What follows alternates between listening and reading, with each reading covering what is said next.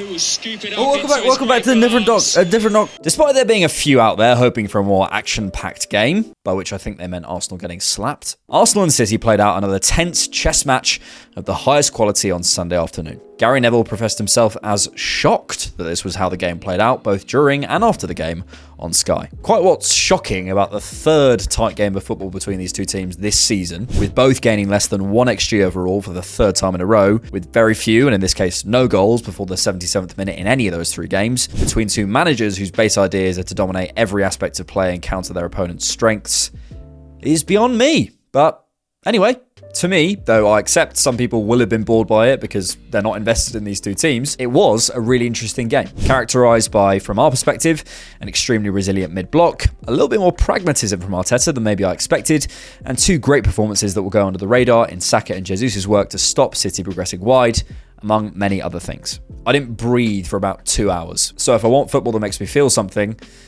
I think that counts. I don't normally do this type of analysis, but I do have a couple of things I'd like to say about the reaction to the City game before we get into the meat of this. I think most Arsenal fans accept that what we did on Sunday, contextually, is a good result, despite it not being the ideal one. However, that said, there are some who were disappointed. To some, it showed a lack of ambition to go to City and spend that much time out of possession. And I want to address that group of people, who I do view as quite a small minority, and say 2 things.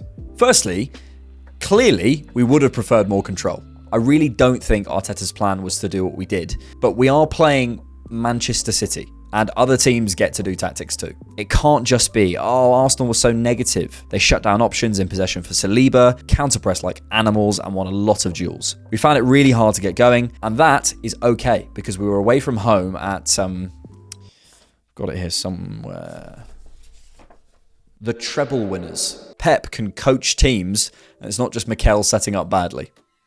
Who knew?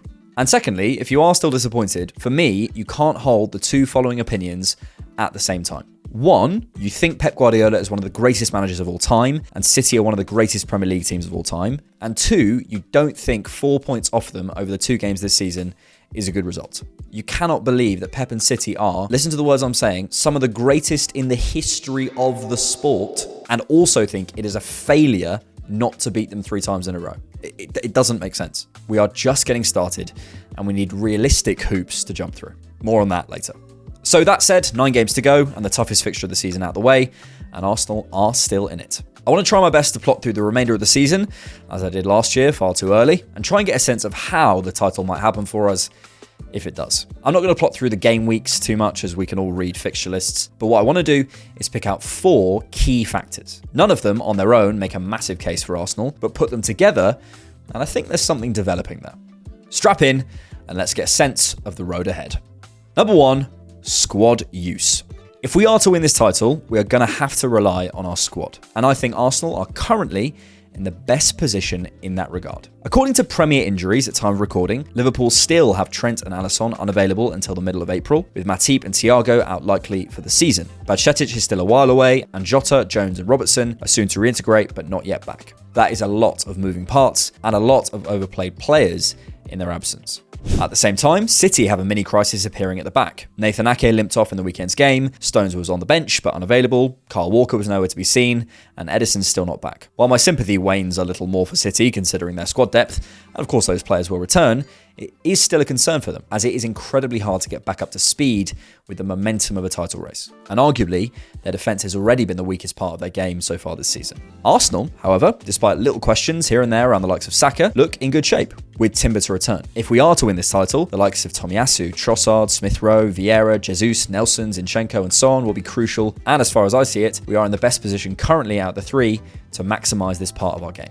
Against Luton on Wednesday night, my confidence will go through the roof for this title if we see those squad players make major contributions. Arteta hasn't actually been amazing at that just yet, preferring to stick with a pretty settled first 11. Despite a strong start to the season in this regard, Arsenal only have 12 players who've played over 1,500 minutes in all comps, compared with City's 15 and Liverpool's 18. Against the likes of Luton at home, we've got to be getting minutes into the legs of the first 16, 17.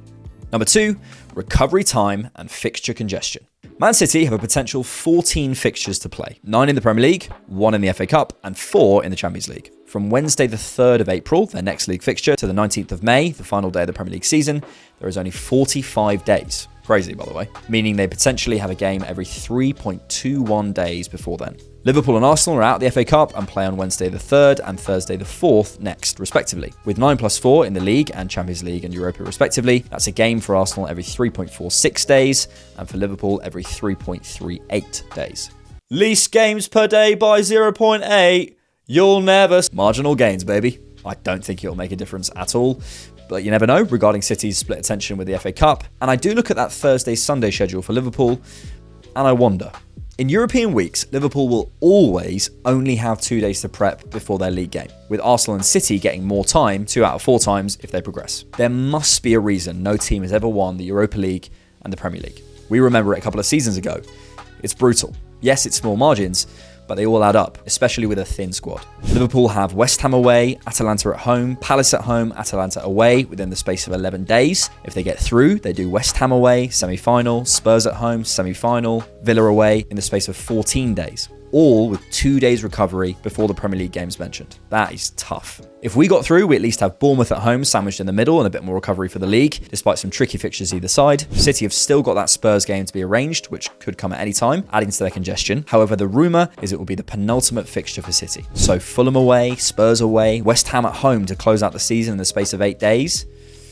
You do wonder. This is all slightly tenuous, but I do think bunches of fixtures could play a part, and maybe Arsenal have something there over Liverpool and City.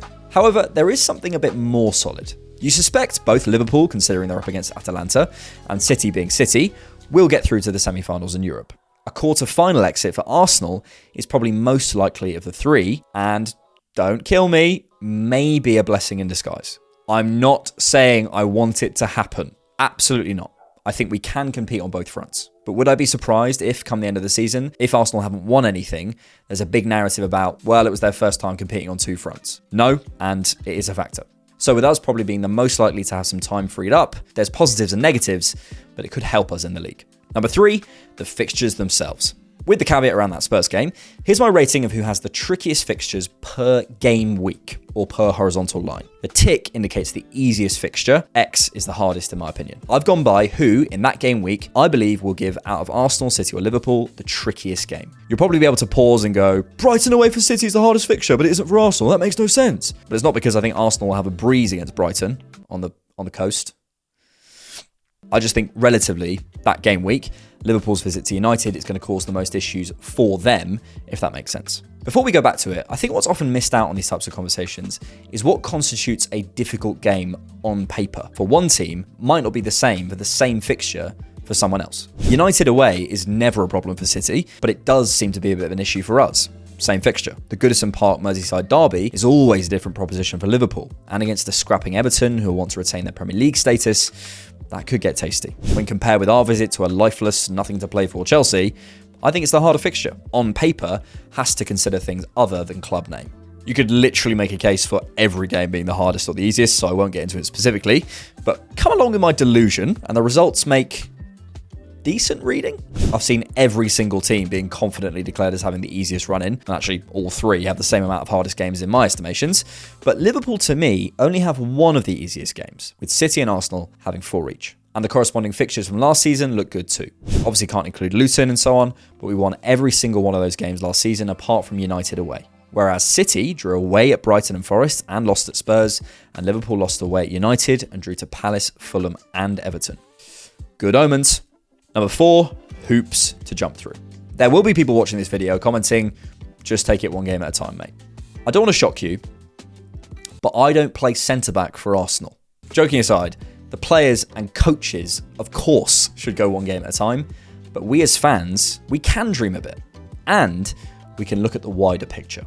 We can look beyond the title race, beyond the next 9 games, because I think the big picture itself tells a story about how this title race might go. Let's remember the hoops. First, it was Arteta hasn't got the experience. Then it was he's rubbish. Then it was he can't get us in Europe. Then he can't get us in the top 4. Then he can't sustain a title challenge. And on Sunday, from some, the onus seemed to be on Arsenal to win that game despite being above City.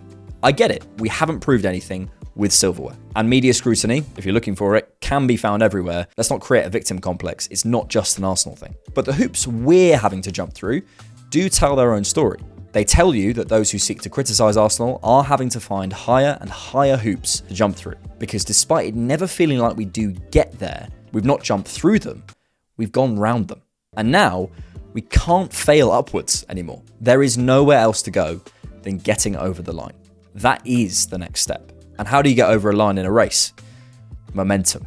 Step back. Which team is on the most consistent upwards trajectory by every metric going, football-wise, season on season? Whose manager is doing the most learning? Whose players have the most to prove at the top level? Who's given you most belief out of Liverpool, City and Arsenal in the last 3 years that they're learners? Not winners, learners. I know my answer. Of course you have proven winners in City and Liverpool who've been at the level we're trying to reach. But Arsenal have the most powerful trajectory and, crucially, the most momentum as a club.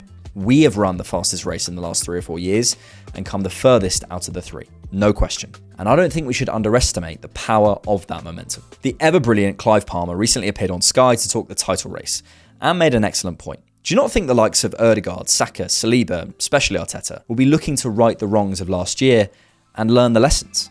City, a City, yeah. Liverpool, Klopp, final season, yeah, I get it. But what, is there no story at Arsenal? What is our story? It's not as sexy as Klopp's fist bumps that he invented, but do we not get to write our own story? And taking that step back regardless makes me so calm, because if it isn't this year, it will be soon. I know for some fans that's just unacceptable, to have to wait another year, to have to fail another time, and I completely get it. I bet if I was 10, 20 years older, I wouldn't have the same patience as I do now. I was literally a child for half of the league titleless years. But if it's not now, it will be soon. This is our story. This is our momentum. We have the least to lose, the most to gain, and we're running the fastest forward as a club. We know who our manager will be next year, and as the reasons for Pep's departure this summer stack up in my head at least, Liverpool and City fans will soon be looking back as we look forward. So here's our story. The pressure, in my opinion, for the team to win now, considering what's going to happen in the next 5 years, that's not on us. So, can we enjoy that? Can we embrace that? And I'm not at all saying that to take our foot off the gas. I'm saying, can we free ourselves up? Can we go and be braver? Pep and City and Liverpool and Klopp are at the end of their cycles. We're at the start of ours. Of course, if it doesn't happen, we'll get another objective miss for Arsenal. But we know who we are, and we know what we can do. And I think we can play with an unbelievable amount of freedom. Saka 22, Rice 24, Saliba 23. You all know this. Stick together. Keep that momentum of the last 4 months, and the end of this season could be extremely, extremely special. And can you imagine if we did it? In the Pep, open brackets, and Klopp, close brackets, era. If you like The Different Knock, you can support us on Patreon monthly, or you can buy us a coffee.